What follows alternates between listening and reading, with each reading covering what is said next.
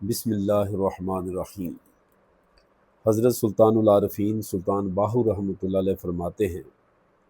کہ نفسانی خواہشات کو چھوڑ دے اور اس خدا کو روح سے طلب کر تاکہ تو عارف باللہ بن جائے، اللہ کا فقیر بن جائے۔ اور آپ فرماتے ہیں یاد رہے کہ قلب گوشت کے لوتھڑے کا نام نہیں ہے، بلکہ قلب وہ ہے جو معرفت، محبت اور دیدار کے انوار سے یا مشاہدہ انوار سے مشرف ہے، اور دیدار انوار کے ساتھ پر ہے اور روز الست سے مست ہے۔ حضرت سلطان العارفین سلطان باہو رحمۃ اللہ علیہ فرماتے ہیں اگر تو پیر بن گیا یا مرید بن گیا اور معرفت خدا بندی تجھے حاصل نہیں ہوئی تو پھر تیری پیری مریدی بیکار ہے۔ جب تک تجھ میں حضرت عیسیٰ علیہ السلام کی طرح مردہ زندہ کرنے کی صفت پیدا نہیں ہو جاتی، اور جب تک تو اللہ تعالیٰ کی توحید میں، اللہ تعالیٰ کی توحید کے نور کے اندر غرق نہیں ہو جاتا، اس وقت تک تو عارف باللہ نہیں ہو سکتا یا اہل معرفت نہیں ہو سکتا۔ آپ فرماتے ہیں کہ زبان،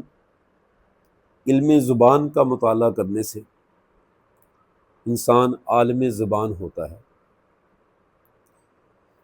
قلب کا مطالعہ کرنے سے، علم قلب کا، انسان عالم قلب ہوتا ہے، علم روح کا مطالعہ کرنے سے عالم روح، علم سر کا مطالعہ کرنے سے عالم سر، اور علم نفس کا مطالعہ کرنے سے عالم نفس ہوتا ہے۔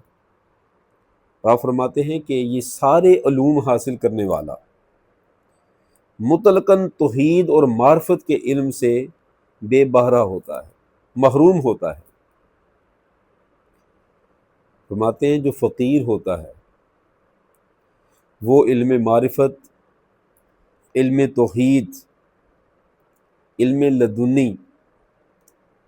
علم الہام اور علم الانسان ما لم یعلم، ما لم یعلم کا جو علم ہے وہ اللہ تعالیٰ کی بارگاہ سے حاصل کرتا ہے۔ مکان دیدار کی تمثیل بالکل نہیں دے سکتے،